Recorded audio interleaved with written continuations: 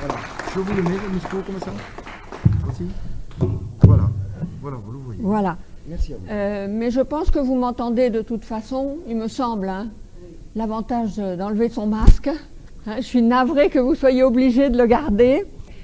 C'est moi qui vous remercie de m'avoir réinvité. Je remercie Monsieur le maire, je remercie Monsieur Robien des archives, parce que la fortune sourit aux audacieux, paraît-il.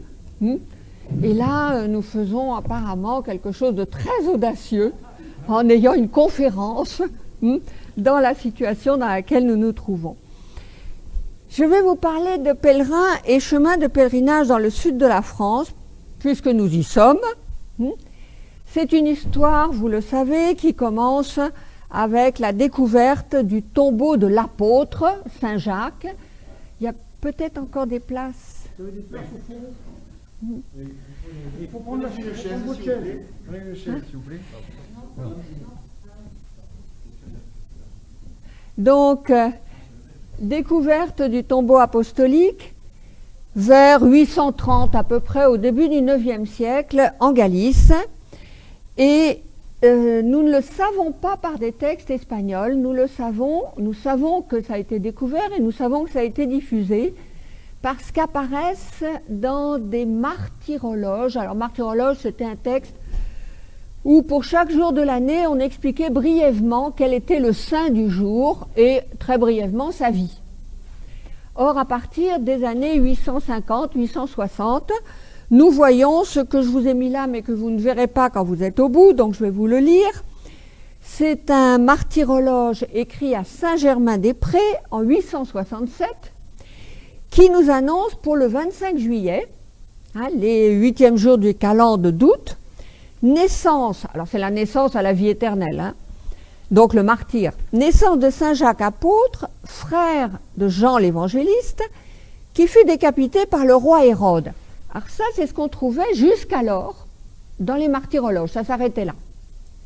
Mais dans celui-ci, et à partir de cette époque, on voit ces très saints ossements transférés de Jérusalem en Espagne et ensevelis dans les ultimes confins de celle-ci, sont l'objet d'une très grande vénération de ces populations.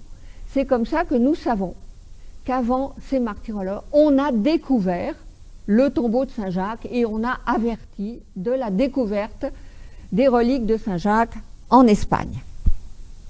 Au Xe siècle, donc un siècle à peu près après la découverte, nous avons déjà des témoignages de pèlerins qui viennent de loin.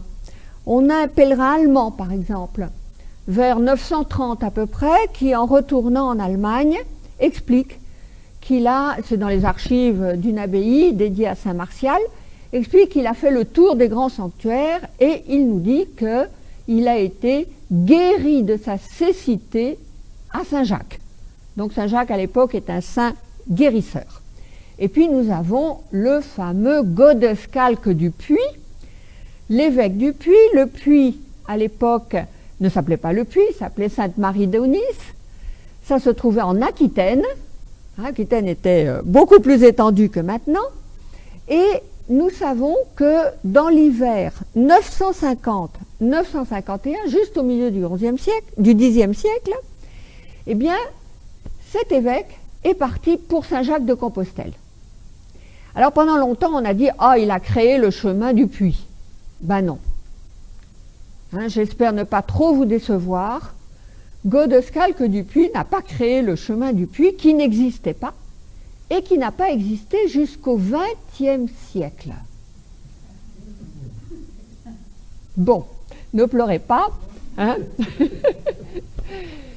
Au Moyen-Âge, comme à l'époque des Romains, quand on voit une montagne, on ne la traverse pas.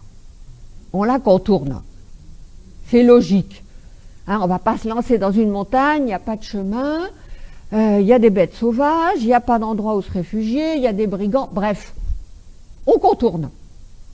Donc, je vous ai mis en rouge le chemin que Godescalque a probablement suivi, c'est-à-dire que du Puy, il est parti vers la vallée du Rhône, a probablement descendu le Rhône en bateau, ça va plus vite, et ensuite, soit il a pris l'ancienne voie romaine, vous savez, qui suit la Méditerranée, la côte, soit il a continué en bateau, là je vous l'ai mis en pointillé, il est arrivé à Barcelone, et de là, bon, il a demandé une permission parce que Saragosse est aux mains des musulmans, mais on paye un sauf-conduit et on peut passer.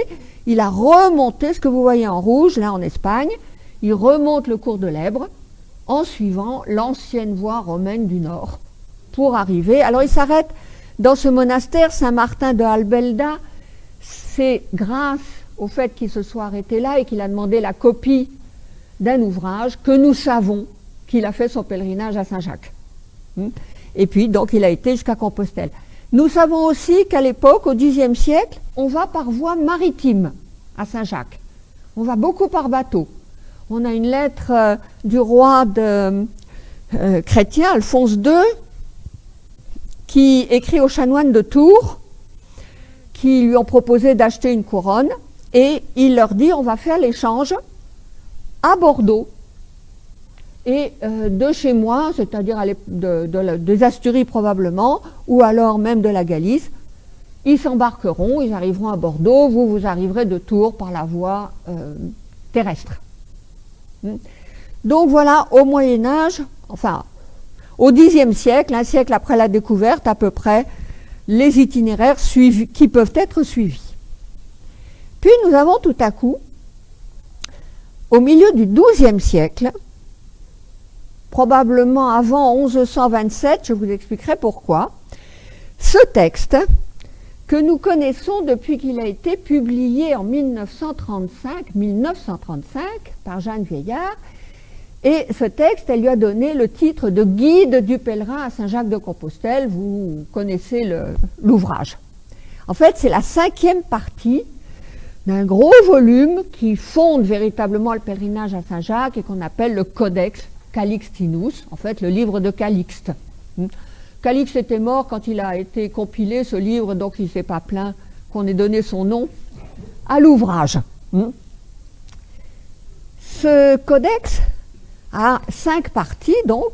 Une première partie qui sont des traités, des sermons qui fondent la spiritualité du pèlerinage. Une deuxième partie qui raconte 22 miracles de Saint-Jacques pour toute l'Europe pratiquement. Une troisième partie qui raconte ce qu'on appelle la translation, c'est-à-dire pourquoi Saint-Jacques, qui a été martyrisé à Jérusalem, vers 40-44, on le retrouve tout à coup, des siècles plus tard, au fin fond de l'Espagne.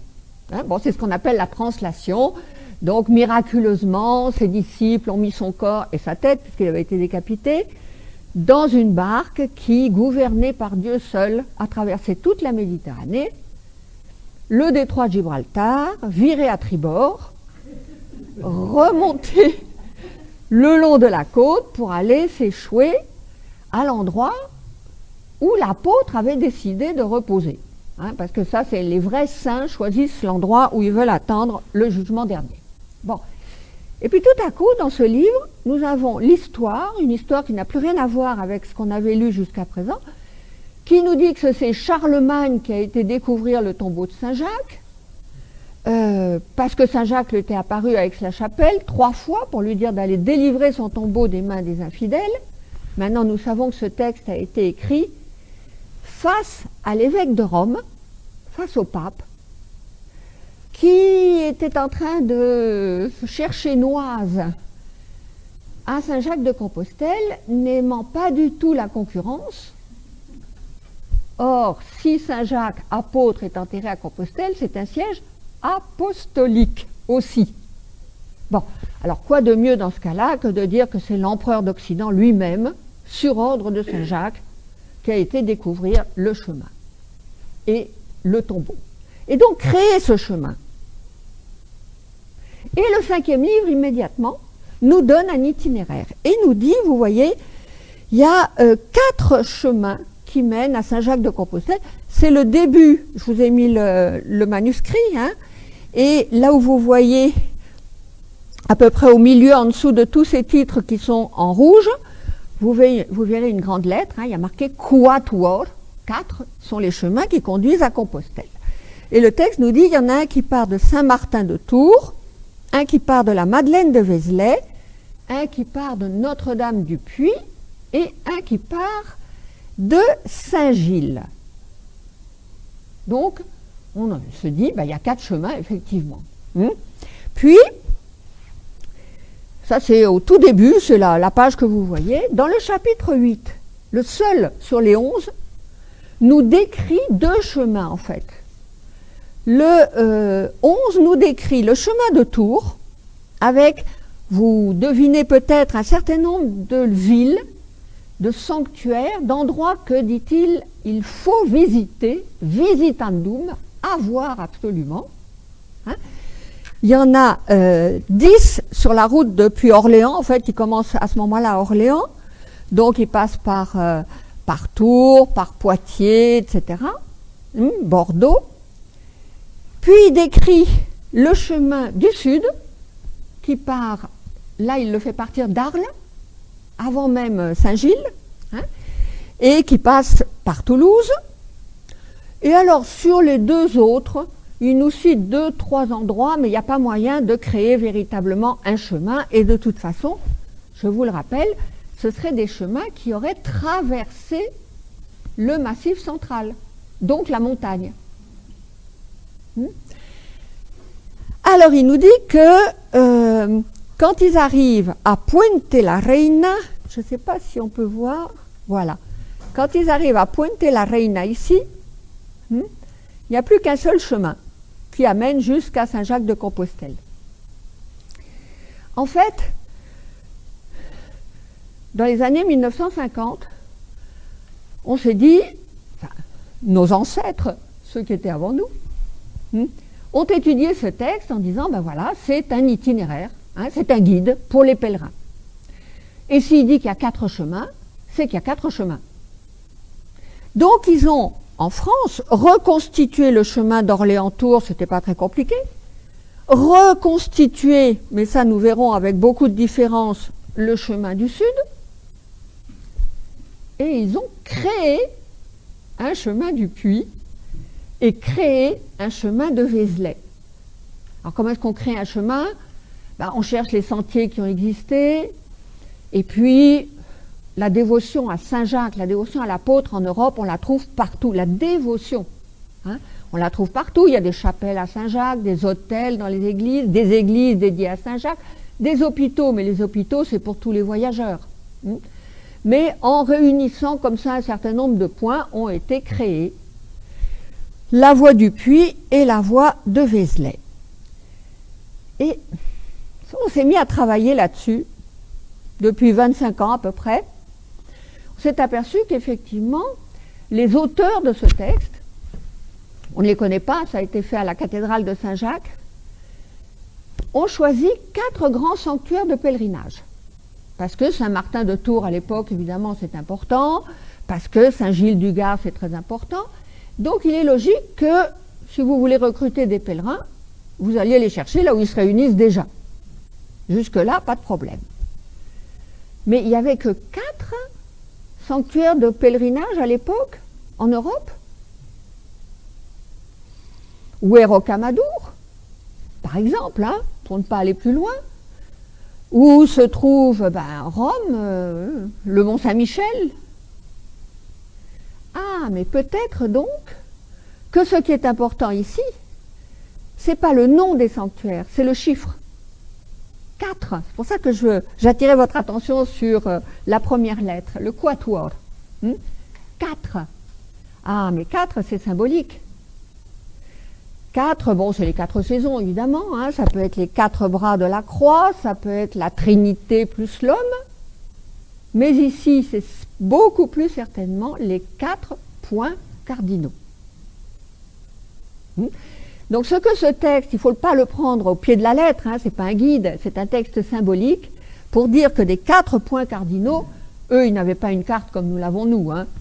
Des 4 points cardinaux, on doit se diriger vers Saint-Jacques, vers Compostelle, et qu'à partir du moment où le chemin va d'est en ouest, c'est-à-dire du lever au coucher du soleil, de la naissance vers la mort, et la vie éternelle évidemment pour les chrétiens, eh bien, il n'y a plus qu'un seul chemin.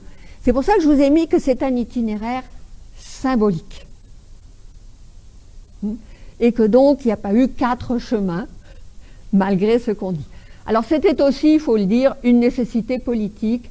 Les rois de la péninsule ibérique ont commencé ce que nous appelons la reconquête, et donc ils veulent attirer des immigrants. Parce qu'évidemment, il ne s'agit pas seulement de gagner des batailles, il va falloir occuper le terrain. Donc il y a aussi une politique d'immigration, et quoi de mieux que de dire « venez, venez, vous allez suivre les pas de l'armée de Charlemagne, et on vous offre dans tous les villages de ce qu'on appelle le chemin français, parce que c'était les Francs, à l'époque on appelle Francs tous ceux du nord des Pyrénées en Espagne, eh bien pour les Francs, il y aura des privilèges fiscaux, des privilèges judiciaires, des privilèges honorifiques. C'est donc à la fois une nécessité politique et un itinéraire symbolique. Alors, on va se centrer un petit peu sur la voie de Saint-Gilles, ce qu'on appelle la Via Egidiana. Vous savez que Egidius ou Egidius, c'est Gilles en latin.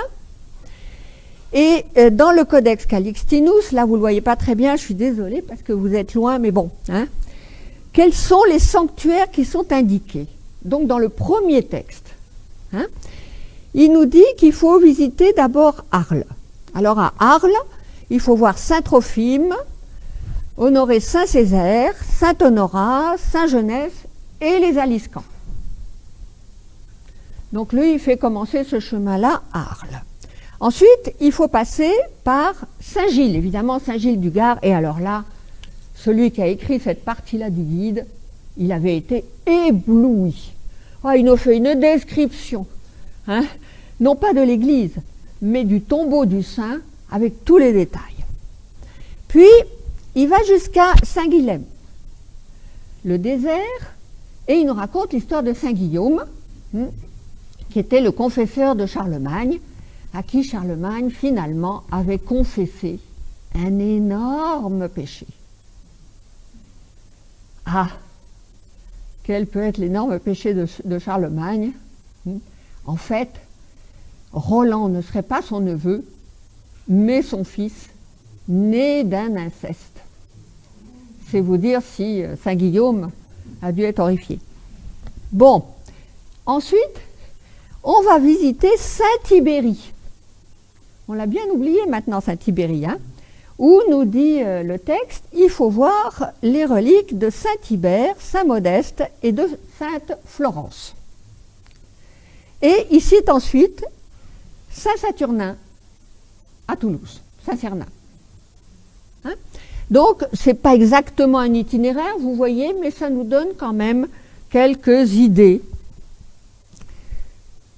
Et le premier itinéraire que nous avons, écrit en tant qu'itinéraire, il date du milieu du XIVe siècle, il est dû à un Vénitien, on suppose, parce qu'il fait débuter son chemin à Venise, qui est parti à Saint-Jacques et qui nous explique donc, je vous le lis pour ceux qui ne pouvaient pas le lire, il part donc de Venise et il nous explique, revenons en arrière, pardon, voilà, il est parti vers Florence, puis Gênes, Monaco. Alors probablement entre Gênes et Monaco, il a pris le bateau.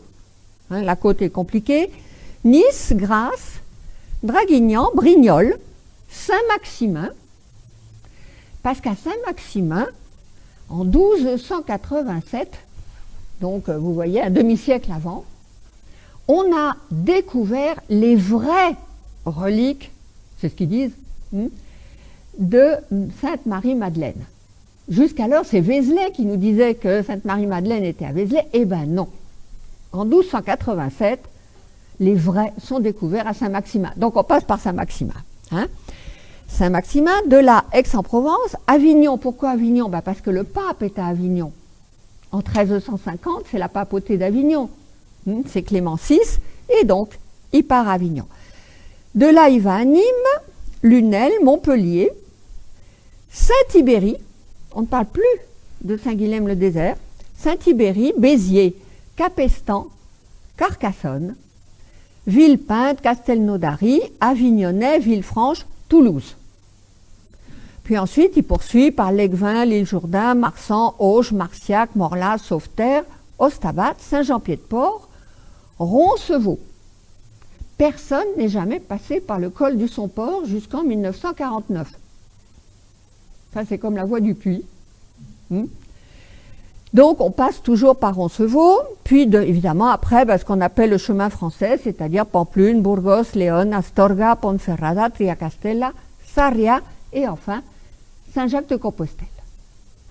Voilà le premier itinéraire que nous avons, et vous voyez, c'est un itinéraire qui passe par le sud et qui suit en fait l'ancienne voie romaine.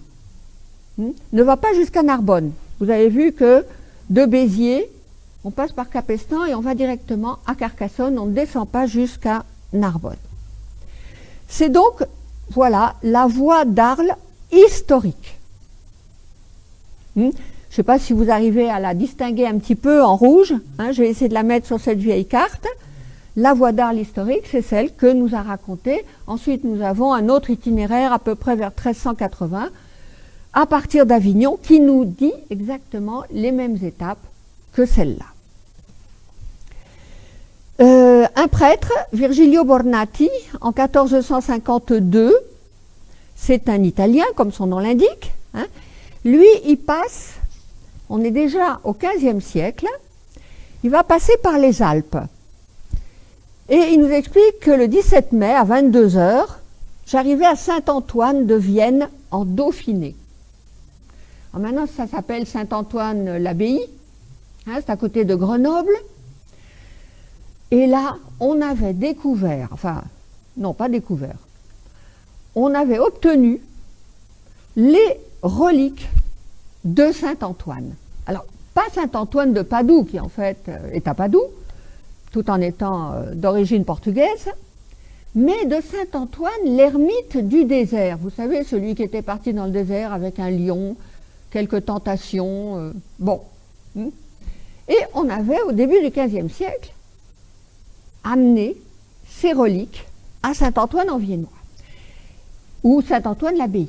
Et très vite, les pèlerins ont essayé de passer par cette abbaye, parce que le pèlerin, sur sa route vers un grand sanctuaire, visite tous les sanctuaires qu'il peut visiter.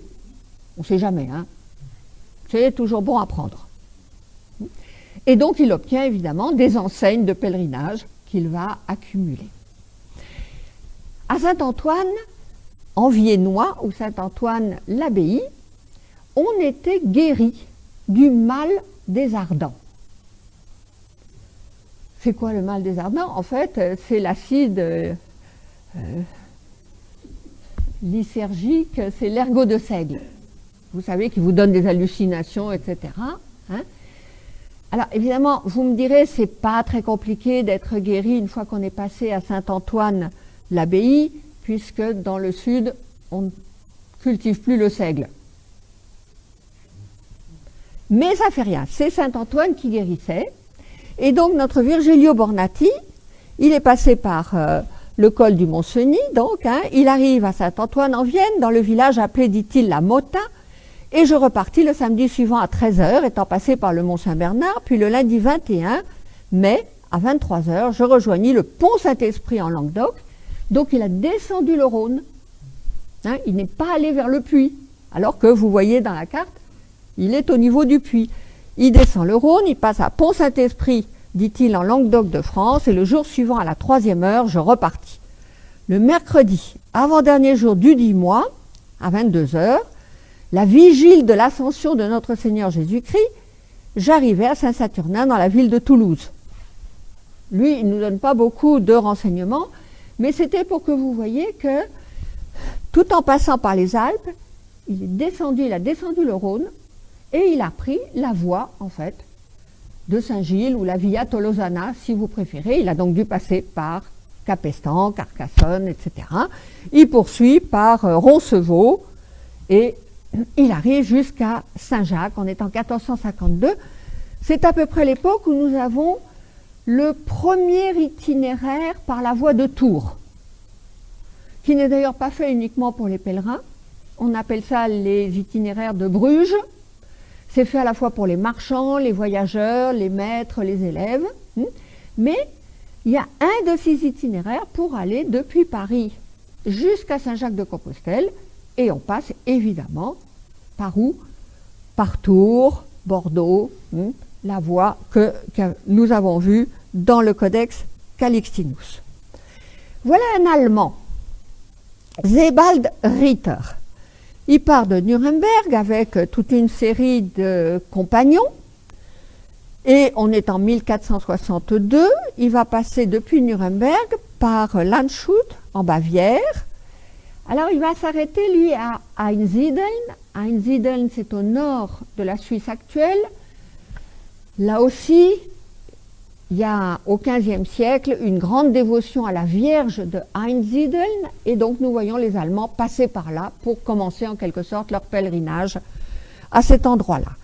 Il descend en Italie, Milan, puis Saint-Maurice d'Agone, Genève, il est remonté, Chambéry, Saint-Antoine en viennois de nouveau, c'est-à-dire Saint-Antoine l'abbaye, vous voyez notre Allemand, hein, il ne va pas vers Vézelay, il ne va pas vers Tours. Et de là, il explique à Avignon, où était le grand cardinal, celui-ci nous fit peur en nous annonçant qu'à cause de la guerre, nous ne pourrions pas faire l'étape suivante. Et il nous envoya Romain, le héros de son cousin, le comte de Foix. Ce dernier voyagea 70 000 avec nous et nous donna des lettres de recommandation pour le roi d'Aragon et l'ancien duc de Foix. Nous arrivâmes ainsi à Toulouse. Donc visiblement, s'il est passé par Avignon et puis Toulouse, vous voyez, il a pris la voie de Saint-Gilles, la voie du Sud. Alors à Toulouse, il explique, parce qu'en même temps il fait un voyage diplomatique, puis nous abandonnâmes le chemin et traversant le Béarn, nous nous dirigeâmes vers Bayonne qui est au bord de la mer. Et par le territoire inférieur de Biscaye, nous dûmes faire cela car il y avait la guerre dans le pays. Nous fûmes donc obligés de faire un détour et nous arrivâmes à Burgos. Alors ça c'est le premier que l'on voit passer par le Pays Basque, mais pas du tout le long de la côte, c'est impossible, hein, mais plonger vers la Castille par un passage dans la montagne, près de Salvatierra, qu'on appelle le tunnel ou le trou de Saint-Adrien. Hein, on descend on évite d'ailleurs Saint-Sébastien, on passe par Hernani et puis le tunnel de Saint-Adrien et ensuite on rejoint Burgos. 10 ans plus tard, un autre Italien qui part de Florence, Francesco Picardi, lui, il va suivre, vous voyez, tout à fait le chemin. Hein? Il nous parle de Florence, de Pistoia, de Lucques, de la Spezia, Gênes, Vintimille, alors là où il a fait du cabotage, ou alors effectivement il a suivi la côte, je ne sais pas, Monaco, Nice, Grasse, Draguignan, Brignoles, vous voyez on suit le chemin, Saint-Maximin, Aix-en-Provence, Saint-Cana, Avignon. Alors en 1472 il n'y a plus de pape à Avignon, mais on a pris l'habitude de passer par Avignon. Nîmes, Montpellier, Metz, Marseillan, Agde, on ne parle plus de Saint-Tibéry à cette époque-là, Béziers, Capestan, Cabzac, Omps, puis Chéric, Carcassonne, Alzone, Villepinte, Les Bordes, Saint-Martin, Lalande, Castelnaudary, Avignonnais, c'est très bien détaillé, hein, Villefranche, Ville-Nouvelle, Montgiscard, Saint-Ange, Toulouse. Et puis il poursuit par l'Aiguevin, l'île Jourdain, Gimont, Marsan, Auge, vous voyez, en fait, le chemin, il va passer aussi par Marciac, Morlas, Arthez, Orthez, Sauveterre, Saint-Palais, Ostabat, Saint-Jean-Pied-de-Port, Roncevaux. Et il va suivre le Camino Frances en Espagne, sans s'en dévier. C'est un des itinéraires les plus complets que nous ayons. On n'a pas d'itinéraire aussi complet à l'époque pour la voie de Tours. Donc c'est pour vous dire, ce chemin méridional a été le grand chemin. Vous avez vu, bon, il y a des Français probablement, il y a des Allemands, ils passent par là, il y a des Italiens. C'est le chemin que l'on suit. Jean de Tournai. Ah, Jean de Tournai, lui, alors ça a été un peu plus compliqué, vous voyez que ça fait des allées et venues. Jean de Tournai est parti en 1487 pour visiter les 3 sanctuaires, ou faire les 3 pèlerinages majeurs de la chrétienté. C'est-à-dire Jérusalem, Rome, Compostelle. ils sont considérés comme des pèlerinages majeurs depuis le XIIe siècle. Jérusalem le premier évidemment, Rome, et puis Compostelle au XIIe siècle s'y est ajouté. D'autant plus que dans le livre dont je vous parlais, le Codex Calixtinus, les auteurs du Codex Calixtinus nous disent, voilà, il y a 3 piliers dans l'Église, et ce sont Saint-Pierre, Saint-Jacques et Saint-Jean. Hein, vous savez que c'est toujours le petit groupe des amis intimes, on les retrouve dans les grands événements, dans les évangiles, avec le Christ. Pierre, Jacques et Jean. Et ce texte nous dit, assimile ces 3 apôtres aux vertus théologales, et nous dit, voilà, Jean, c'est caritas, l'amour. Pas l'amour sensuel, hein, l'amour en général, caritas. Jean est en Orient. Il est à l'origine, là où tout a commencé en quelque sorte. Pierre, fides, c'est la foi. Il est au centre, il est à Rome. Hein, vous voyez la carte, Jérusalem, Rome, hein, c'est l'église militante. Et donc Jacques, lui, il est à Compostelle. Il est aux confins du monde connu, il est au Finistère, il espèce l'espérance. Et donc, notre Jean de Tournai va aller faire Jérusalem d'abord, puis il va aller à Rome.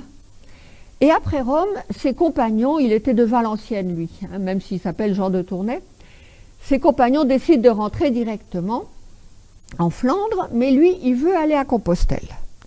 Alors vous allez voir le périple qu'il va faire. Hein. Il part de Rome, il va Sienne, Bologne, bon, il remonte, hein, Asti, Suse. Là, il traverse les Alpes, Montgenèvre, Briançon, Embrun, Sisteron, Saint-Paul-les-Durances, Ollières, Saint-Maximin. Ah, il est arrivé jusqu'à Saint-Maximin. Jusque-là, ça va. Marseille, Arles, Salon de Provence. Mais avant, il avait été jusqu'au nord, hein, pour aller à Saint-Antoine, voilà, Tarascon, Montélimar, Valence, Vienne, Saint-Antoine-l'Abbaye. Il remonte le Rhône. Puis il redescend, Châteauneuf-du-Rhône. Probablement pour faire une halte intéressante. Pont-Saint-Esprit, Bagnols-sur-Seine, Nîmes, Lunel, Béziers, Capestan, Puy-Chéry, Carcassonne, Alzone, vous voyez, toujours, hein, toujours la même voie. On la retrouve beaucoup plus souvent que, depuis on n'en parle absolument pas, hein, mais beaucoup plus souvent que la voie même à l'époque de Tours, qui est pourtant plus pratique, hein, elle est plus facile à suivre jusqu'aux Pyrénées. Alors, le premier guide pour les pèlerins, c'est un guide allemand, écrit par un certain Hermann König von Wach, qui explique là, c'est un vrai guide. Hein, il explique à ceux qui vont le lire, n'oubliez pas, on est en 1495. 1495, l'imprimerie a déjà été inventée. Ce qui veut dire que ce guide va pouvoir être diffusé et lu. C'est quand même un avantage. Hein. Alors, pour vous donner une idée de ce guide, hein, si jamais vous avez besoin, alors, après 3000, et pas des petits, c'est Nîmes, une belle ville. Tu y trouves une tour curieusement bâtie, et aussi un couvent où l'on donne l'aumône. Son nom doit être celui des Augustins. Après 8000, on arrive bien vite dans une grande ville qui se nomme Montpellier. Tu dois sortir de la ville, et à droite, après 1000, tu trouves un château en ruine. Et après, tu trouves encore un village à 1000. Tu dois, en allant vite, laisser encore 3000. Alors tu trouves le village nommé Aquas Mortis. C'est Aigues-Mortes, évidemment. Hein. Vous avez tous reconnu. Tu y trouves un pont près d'un moulin. Après, tu rencontres plusieurs châteaux au bord d'un lac. Ensuite, tu dois aller vers un monastère, et là, on ne te demande pas trop cher. De Nîmes à Montpellier, tu as marché 8000. Montpellier est une grande ville, elle est à 36 000 de la ville de Dolos, c'est Toulouse. À Montpellier, je te conseille de demander l'aumône. Dans un couvent, on donne viande, vin et pain. S'il faut vraiment, tu vas à l'hôpital de Saint-Jacques. On y est exposé aux moqueries des chapons, ils y ont beaucoup de pouvoir et le maître de l'hôpital n'aime pas les Allemands. Ensuite, tu as un mille jusqu'à un village pas trop petit et un autre jusqu'à un autre jusqu'à Gijan et deux jusqu'à Loupian. Jusqu'à Tiberium, ici oui, il passe par Saint-Tibéry, hein. Jusqu'à Tiberium, tu as 4 petits milles et 3 jusqu'à la ville nommée Béziers. Là, tu trouves aussi un beau pont. Passer les ponts, évidemment, passer les rivières, c'était ce qu'il y avait de pire hein, pour les pèlerins. Et donc, créer des ponts, fonder des ponts, faisait partie des œuvres de miséricorde. Tu dois poursuivre au-delà sur un mille et tu trouves un château à main droite et après un mille, une ville appelée Caput Stagnum, Capestan. Hein, vous l'avez reconnu. Elle a aussi un pont et est au bord d'un lac. Tu dois continuer 5 milles et en chemin, tu ne trouves pas à boire ni à manger. N'oublie pas ta gourde et ta besace. Il faut t'approvisionner en vin et en pain. Cela ne te fera aucun tort. Tu croises bien 2 ou 3 tavernes, mais elles ne donnent pas volontiers aux pauvres frères, donc aux pauvres pèlerins. Tu ne dois pas te décourager. Tu rencontreras parfois sur la route des mécréants au cœur dur. Tu arrives ensuite à un château nommé Cabezac, tu le laisses à ta droite. De là, après 3 petits milles, tu arrives à Omps. Tu as encore 3 autres milles jusqu'à Marseillette, 2 seulement jusqu'à Trèbes, une jolie petite ville. 1 mille encore jusqu'à une ville appelée Carcassonne. Elle est moitié en montagne et moitié en vallée, et tu y trouves un bon hôpital. Ensuite, tu as 5 milles pour arriver à une ville nommée Villepinte. Là, tu dois passer un pont, tu continues 1 mille de plus, tu arrives alors à Aifranken, qui s'appelle, selon mes souvenirs, Castelnou de Hario. Hein, et les frères l'appellent la ville de l'Aille. Devant la porte se trouve un bon hôpital. Et ça continue comme ça, vous avez donc tout un guide. C'est le premier guide qui existe. Comme vous le voyez, c'est un guide sur la route qui nous intéresse, c'est-à-dire sur le chemin méridional. Il envoie les Allemands sur le chemin du sud. Donc après Montpellier, vous voyez Gijan, Loupion, Saint-Tibéry, Capstan, etc. Et il continue depuis Toulouse. Il passe par Auch, il passe par Marciac, Arthez, Orthez, Roncevaux et le chemin français, le Camino Frances. Hein, on suit la route habituelle. Hein. Nous sommes donc en train de parler probablement de la route la plus suivie par les pèlerins, en tout cas au Moyen-Âge. Voilà un autre Allemand, Arnold von Arf, qui, lui, va s'amuser à nous faire des petits vocabulaires très utiles. Alors, il y en a un en basque, par exemple, une des premières mises par écrit du basque.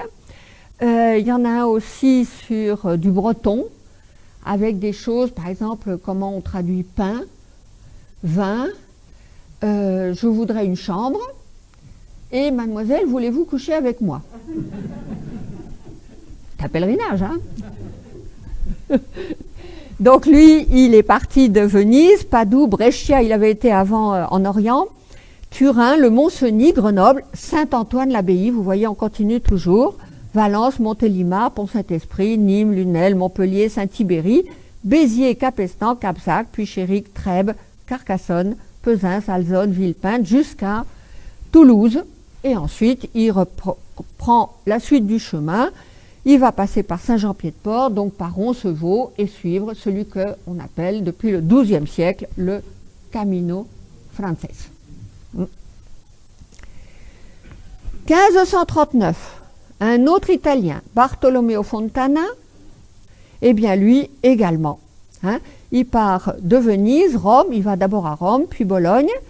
Il monte par le Saint-Gothard, il va à Bâle, Mulhouse, Thann, il redescend. Ensuite, par Luxeuil, Vesoul, Grès, il suit la Saône, hein, Dijon, Chalon-sur-Saône. Alors, il donne des tas d'exemples aussi. J'ai rencontré ici une femme qui m'a préparé une soupe de ceci ou de cela. C'est plein de détails, il faut le lire. Et il arrive Chalon-sur-Saône, Tournu, Mâcon, Lyon, Vienne, Valence, Montélimar, Châteauneuf-du-Rhône, Donzère, Pierre-Latte, Pont-Saint-Esprit, Bagnols-sur-Cèze, il arrive à Avignon.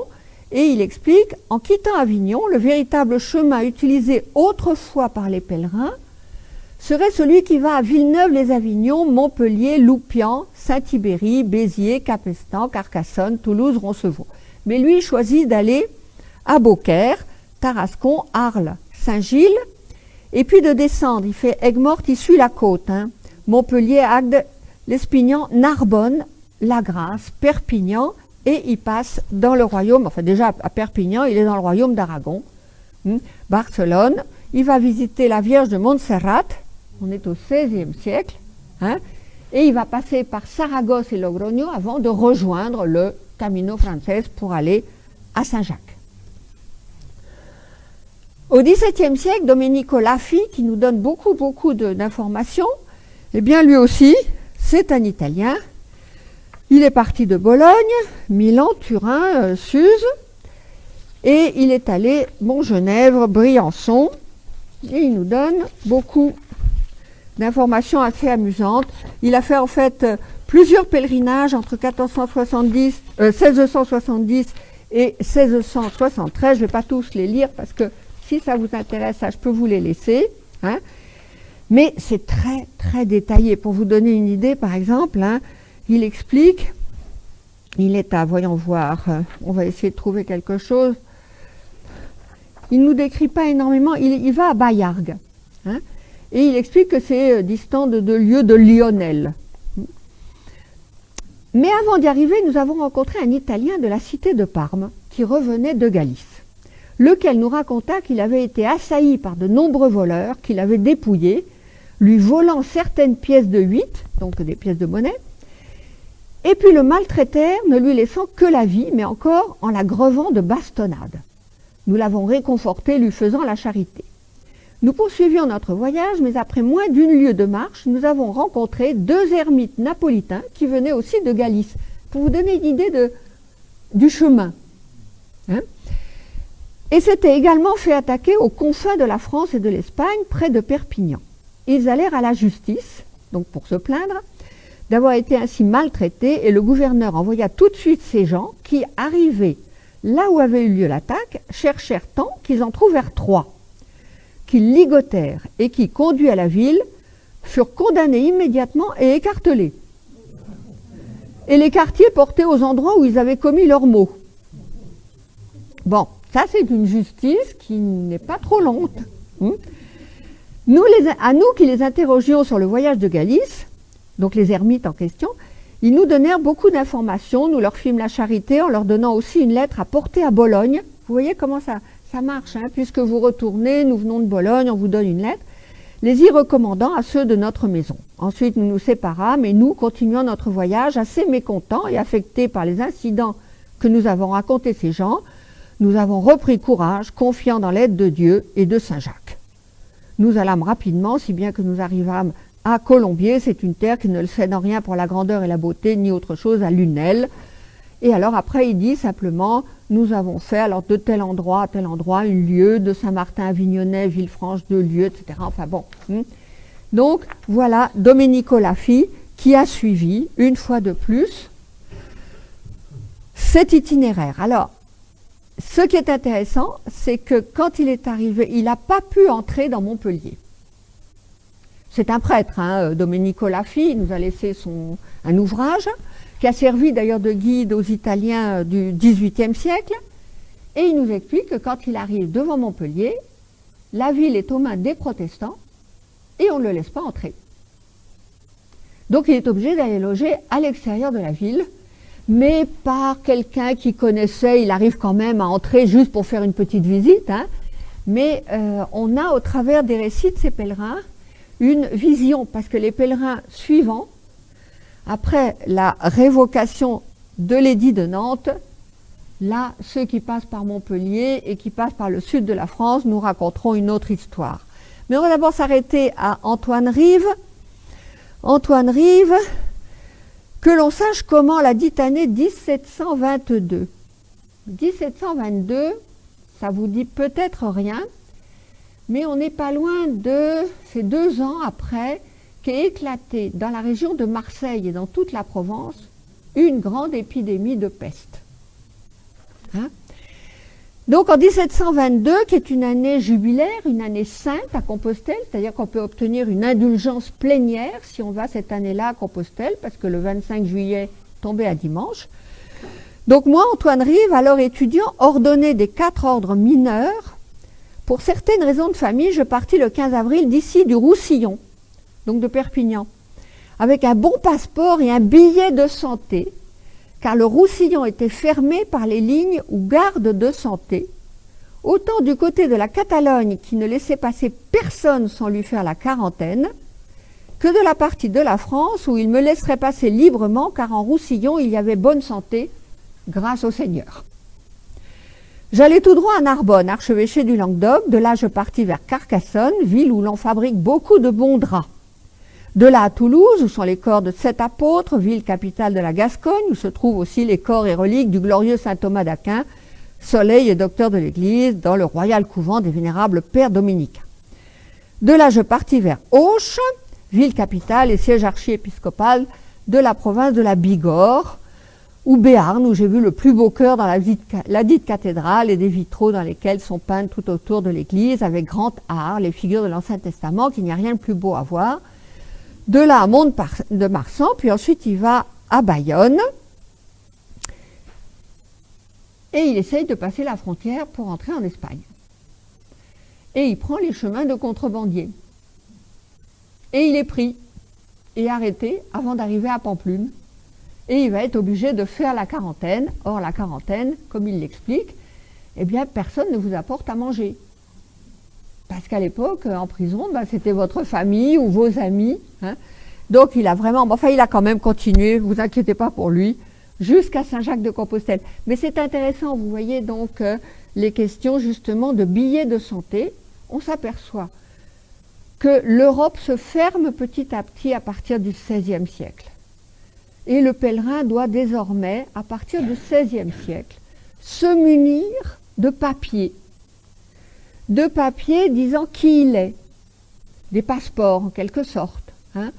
Il doit se munir de billets de santé, et parfois même s'en faire refaire dans chaque ville pour que la ville suivante sache qu'il n'est pas contaminé, infecté. Bon. Les prêtres doivent désormais porter avec eux ce qu'on appelle actuellement un célébrette, c'est-à-dire un papier qui dit qu'ils sont véritablement prêtres, de façon à ce qu'ils puissent dire la messe à la rigueur, parce qu'une messe, ça se payait, donc certains se faisaient payer comme ça ou réussir à gagner leur vie le long du chemin. Et ça devient, on le voit, ça devient plus compliqué au Moyen-Âge, personne n'en parle. On faisait le chemin de Saint-Jacques, on était pèlerin, on revenait de pèlerinage avec ça ou ces coquilles. À partir du XVIe siècle, non. D'ailleurs, fin XVIe siècle, Philippe II en Espagne interdit aux gens de porter un habit de pèlerin. Parce qu'il y avait des mendiants qui se déguisaient en pèlerins. Et c'est les débuts de la picaresque, si vous voulez, et donc de faux pèlerins. Donc il interdit ça et il oblige les Espagnols qui voudraient aller en pèlerinage à Saint-Jacques à déclarer le chemin qu'ils vont suivre aux autorités locales, au maire de la ville, le régidor, comme ça s'appelle là-bas, et au curé. Et attention, ils n'auront pas le droit de s'écarter plus de 4000 de leur chemin, et ils ont un temps pour aller et pour revenir. Bon, un siècle plus tard, c'est Louis XIV, vous me direz que c'est un arrière-petit-fils de Philippe II, mais enfin ça n'excuse rien. C'est Louis XIV qui va mettre des restrictions à tous ceux qui voudraient partir en pèlerinage hors de France. Je vous disais, à partir des temps modernes, le pèlerinage devient un peu plus compliqué. Alors Nicolas Albani, lui, c'est un napolitain. Alors vous l'avez ici en haut, là, le voilà. Il a fait tout le récit de son pèlerinage et il a fait des peintures pour se représenter pendant son pèlerinage. On n'est jamais mieux servi que par soi-même. Donc le voilà, ici en haut, à gauche, vous le voyez ici. Et puis ici, il est habillé en pèlerin et il demande la bénédiction de l'archevêque de Naples. Donc lui, de Naples, il est d'abord allé à Rome, puis Milan, Turin, Gênes, Savone, Vintimille, Monaco, Nice, Grasse. Vous voyez toujours le chemin depuis le XIVe siècle. Là, on est quand même 3 siècles plus tard. Fréjus, Aix-en-Provence, Nîmes, lui, il n'est pas allé jusqu'à Avignon apparemment, Montpellier, Saint-Ibéry, Béziers. Il est descendu à Narbonne, Perpignan, Gérone. Il est entré par l'Espagne. Il a même été jusqu'à Madrid. Puis remonté, Valladolid, Léon et le chemin français pour aller à partir de Léon, donc jusqu'à Saint-Jacques-de-Compostelle. Il y retournera 2 ans plus tard. Entre son premier voyage en 1743 et son deuxième pèlerinage, il était à Lisbonne, où comme il n'avait plus d'argent, il était en train de servir un marchand. Mais avant de retourner quand même en 1745, il a voulu retourner à Naples. Et comme c'était une année jubilaire à Compostelle, il a voulu aller gagner le jubilé, c'est-à-dire gagner l'indulgence plénière. Vous savez que c'est si vous vous confessez, vous communiez, vous faites une offrande à l'apôtre à l'époque, vous avez une indulgence plénière, c'est-à-dire tous vos péchés vous sont pardonnés. Il est recommandé de mourir sur place. Parce que là, c'est le paradis direct. Hein. Bon. Sinon, il faut attendre une autre année jubilaire et recommencer. Bon. Donc, il a décidé de gagner son jubilé en 1745. Et là, il nous fait une description très intéressante parce qu'on est en 1745. On est au milieu du XVIIIe siècle. Et il nous dit qu'il y avait un monde fou. Il est arrivé en janvier, même pas en juillet pour la fête de Saint-Jacques, il est arrivé fin janvier. Un monde fou. Il nous raconte que sur la place devant la cathédrale, il y avait 600 confesseurs. D'ailleurs, il a trouvé un confesseur napolitain. Donc, il y avait des confesseurs dans les langues diverses. Il nous dit que c'était plein de Français, d'Italiens, d'Allemands, de Polonais et de gens encore d'autres endroits. Il nous raconte même que dans l'église, il y avait entre 8 et 10 000 personnes. Elle peut peut-être contenir 3 000 personnes, ce qui est déjà pas mal pour une église du XIIe siècle, mais enfin 8 à 10 000, c'est un napolitain. Vous me comprenez. Hein? Bon. Mais ce que je voulais vous dire, c'est 2 choses.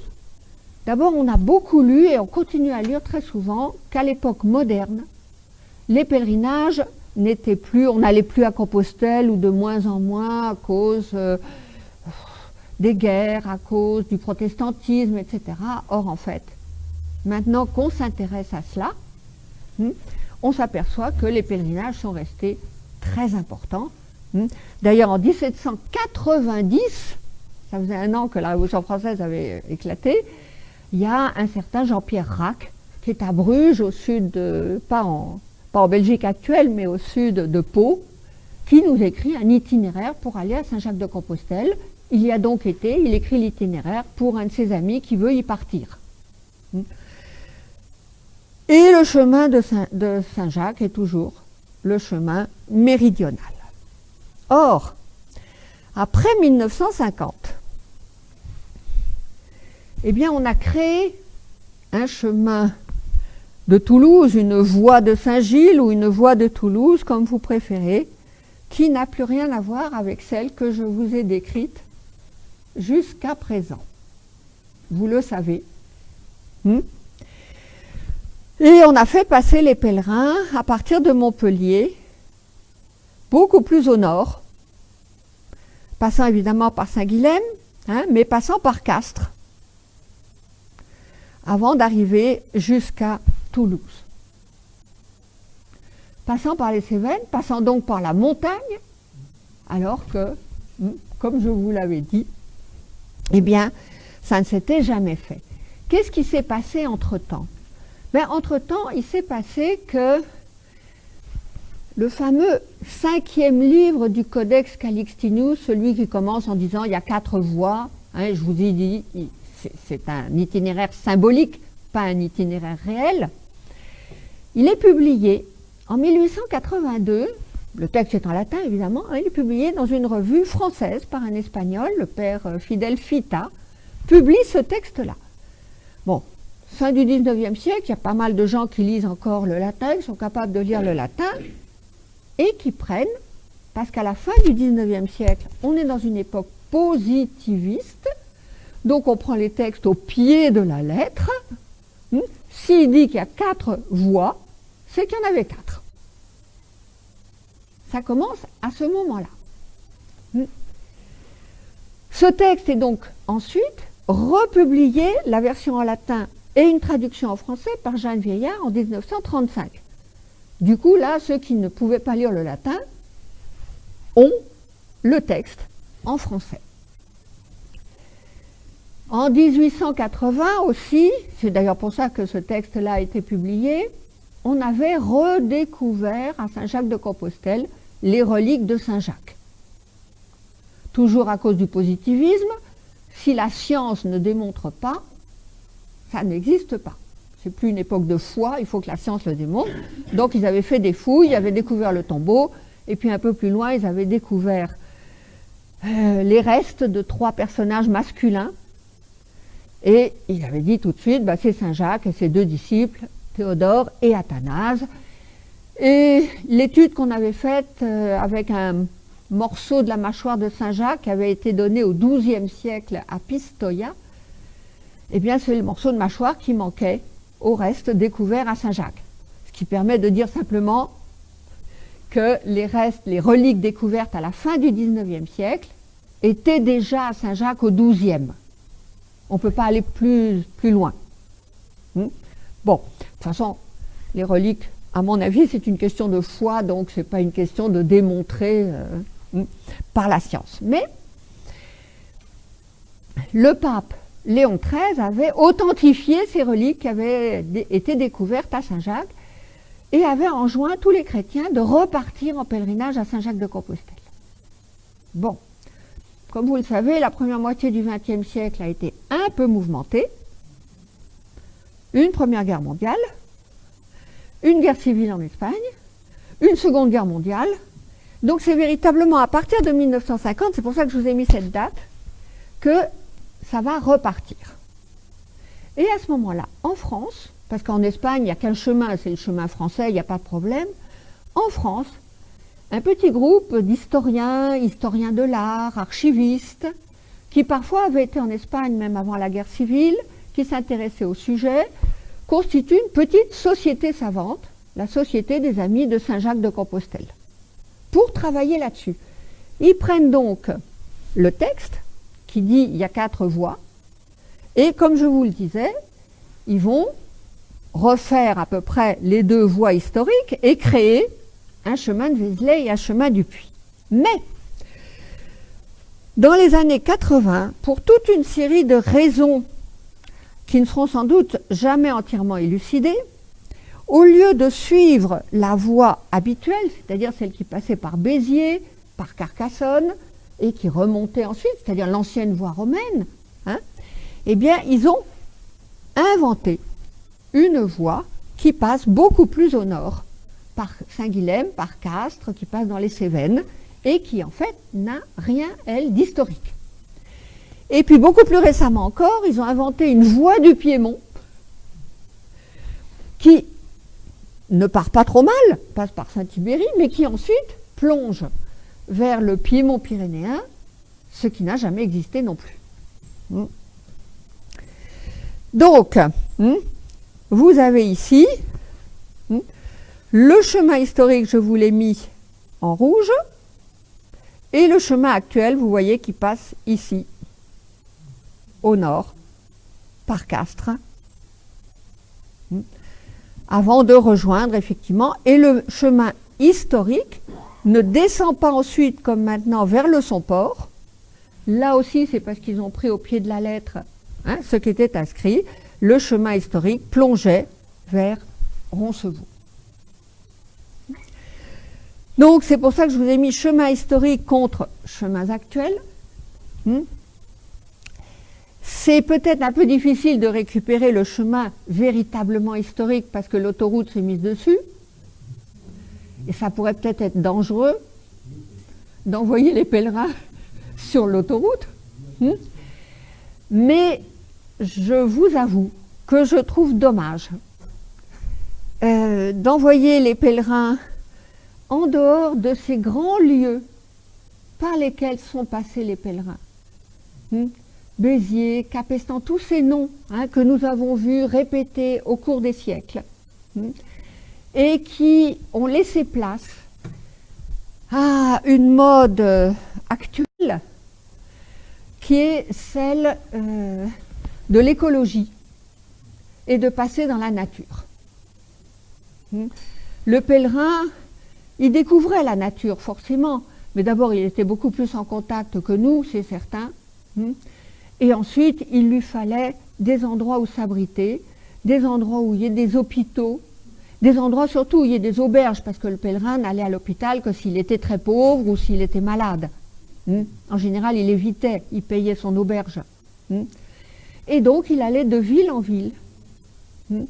Et il suivait un grand chemin. On en est ici pas très loin. Et je vous redis, je trouve un petit peu triste, un petit peu dommage, que ce soit perdu depuis maintenant un demi-siècle à peu près. Pas exactement, c'est plutôt dans les années 80 qu'ils ont construit cette, on va dire, déviation qui passe par le sud des Cévennes. Mais là, je vous ai raconté donc, j'espère, un petit peu ces chemins méridionaux.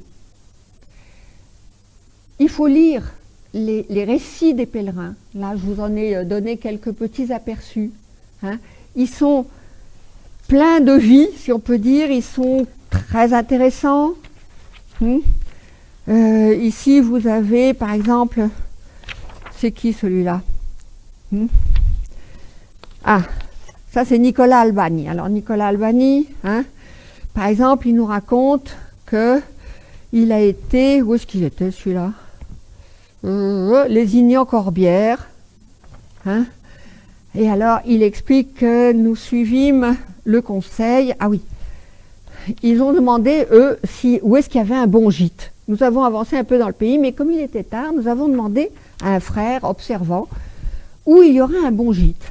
Et il nous répondit qu'il n'y avait de bon, mais que l'hébergement serait cher et que ce serait mieux d'aller au faubourg hors de la ville où l'on paye moins cher et que ce serait avantageux si nous voulions démarrer tôt car les portes ouvraient tard.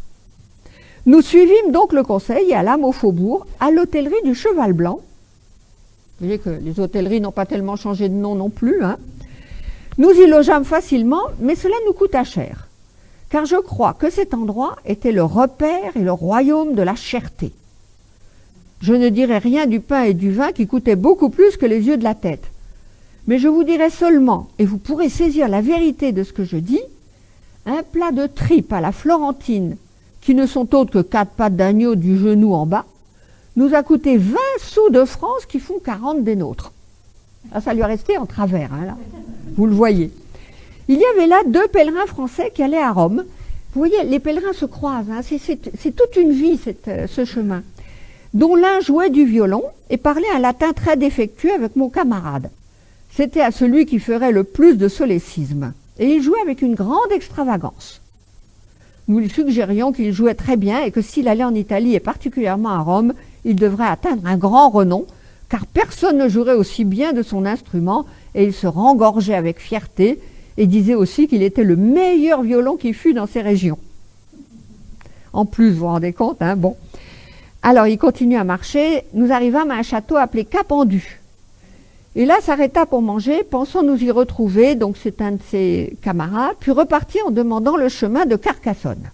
Et moi, par une autre route avec le Romain, nous allâmes pour manger à une sorte de maison de paysans qui ne voulurent rien, donc rien en échange de ce qu'il leur avait donné à manger.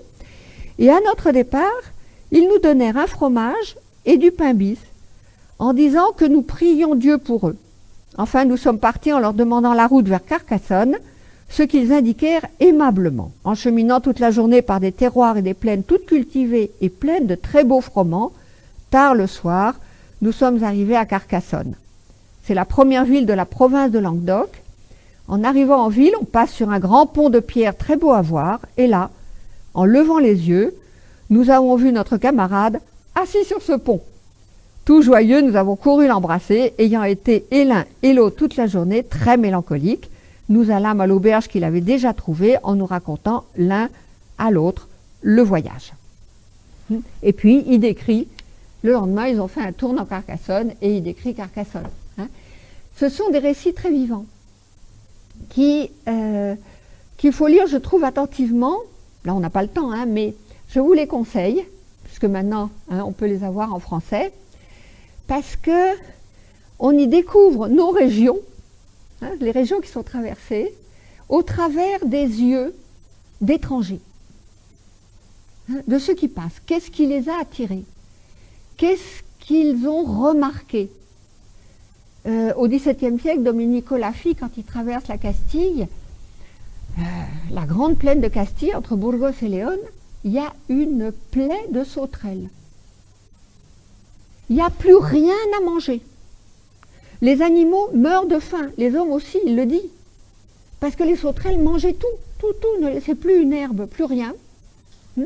Et en plus, si parmi vous, il y en a qui connaissent le chemin de Saint-Jacques, on leur dit de ne pas partir très tôt le matin parce qu'il y a des loups.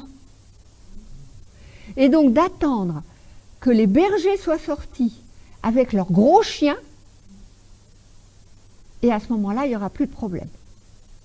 Je vous dis, c'est plein de détails comme ça.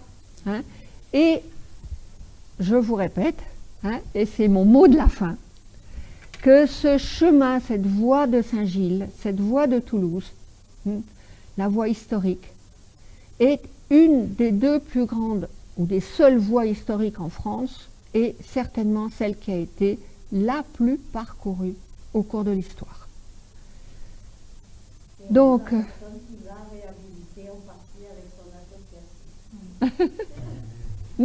voilà. Et ce pèlerin-là, qui a emmené dans la tombe, le pèlerin de Tros que vous avez ici, vous avez ce qu'il en reste, ce pèlerin, eh bien, il a parcouru des chemins de pèlerinage. Il s'est arrêté dans un certain nombre de sanctuaires, il a pris des souvenirs, ce qu'on appelle les enseignes, et peut-être qu'il ne l'a fait qu'une fois, peut-être qu'il l'a fait plusieurs fois, mais comme beaucoup, il a pris Saint-Jacques, certainement, comme intercesseur à l'heure de la mort, et il a été enterré avec son habit de pèlerin et avec les souvenirs de ses pèlerinages. Et c'est vrai que c'est très rare de trouver autant d'objets dans une tombe, autant d'objets de pèlerins dans une tombe. Donc, s'il vous plaît, prenez-en bien soin. Et merci de votre attention.